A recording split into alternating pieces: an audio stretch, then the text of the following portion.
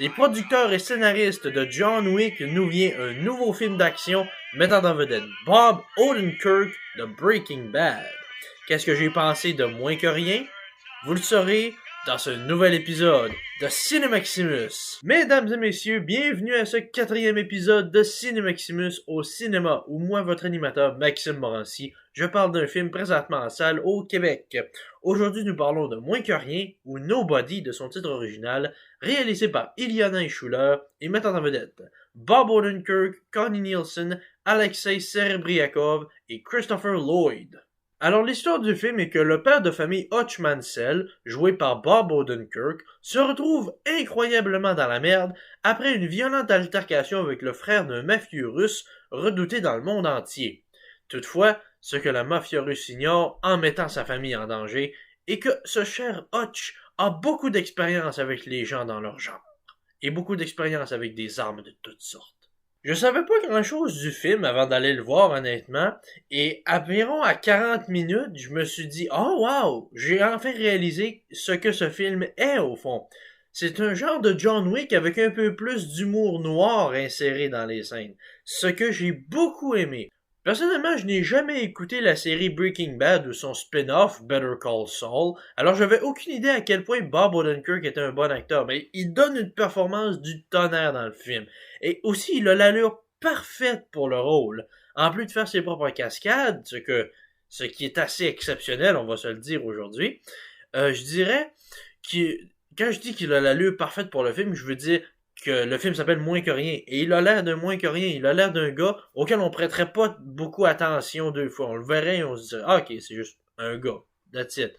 On se doute pas à quel point il a de la rage en dedans de lui. On se doute pas à quel point il a du oomph, comme on dit. À quel point il est capable de botter des culs dans le film. C'était incroyable. Bien qu'il n'était pas dans le film très longtemps, j'ai aussi beaucoup apprécié le personnage de son père, joué par Christopher Lloyd, que vous connaissez sûrement pour Retour vers le futur, Doc Brown. C'est bizarre parce que Christopher Lloyd n'a pas pris une ride en 1985 et 2021. C'est assez spécial, merci. Les scènes d'action sont brutales, très bien filmées et très bien chorégraphiées. C'est seulement dommage pour moi que j'ai trouvé que le film a pris un peu de temps avant de vraiment commencer. Je veux dire, c'est ce qu'on appellerait en anglais un slow burn, dans le sens que le rythme des scènes était un peu lent au départ, ce qui me poserait pas problème, à l'exception que le film dure à peine 1h30.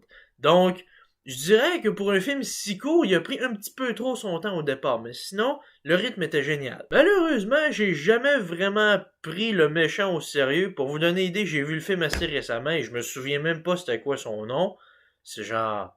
Non, je vais même pas essayer de m'en souvenir.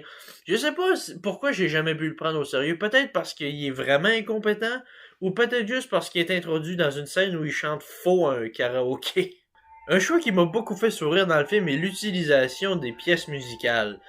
Personnellement, j'ai beaucoup apprécié les chansons du film, notamment Heartbreaker de Pat Benatar, I've Gotta Be Me de Sammy Davis Jr. qui a joué dans l'intro, ainsi que What a Wonderful World de Louis Armstrong. On croirait que cette chanson a été utilisée beaucoup trop de fois au cinéma, mais l'utilisation que le film en a faite était assez unique, merci. Ce que j'ai beaucoup apprécié pour une si belle pièce.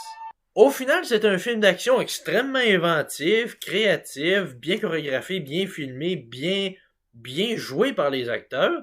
C'est seulement dommage que le rythme, je l'ai trouvé un peu lent et que j'ai jamais pu prendre le méchant au sérieux. Là, c'était deux gros facteurs pour moi. Mais je dirais que c'était un très bon film d'action. Il est encore au cinéma au Québec, alors je vous recommanderais définitivement d'aller le voir.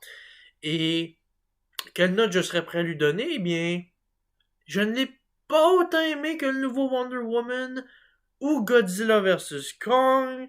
Donc, je vais y aller un peu en dessous de ça, mais je le recommande quand même. Je vais donner à Moins que rien un très solide 7 sur 10. Quel film avez-vous le plus envie de voir prochainement au cinéma? Peut-être Black Widow de Marvel, Cruella de Disney. Moi, je sais quel film je vais voir prochainement. Ce sera Mortal Kombat. Je vous retrouve une prochaine fois pour cette critique.